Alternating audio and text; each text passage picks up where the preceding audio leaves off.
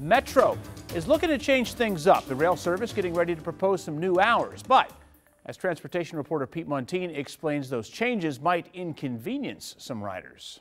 Metro has a chance to bring late night hours back, something we haven't seen in almost 2 years. But the transit agency says that will slow service and make you less safe. Metro leaders are about to lay 4 possible schedule options in front of its board.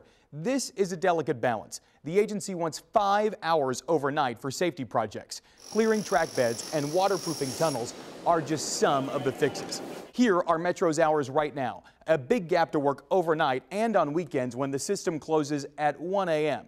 DC's members of Metro's board want late night service back. That means closing at midnight on weekdays, 3 a.m. on weekends. But Metro warns this will mean more work during the day. Trains will be limited to 1 track in at least 2 spots across the system. There would also be longer waits for trains on weeknights. If Metro's board does nothing, this schedule becomes the norm in July. There are other alternatives. I posted them at WUSA9.com. Metro's board needs to make a choice by March. Pete Montine, WUSA 9.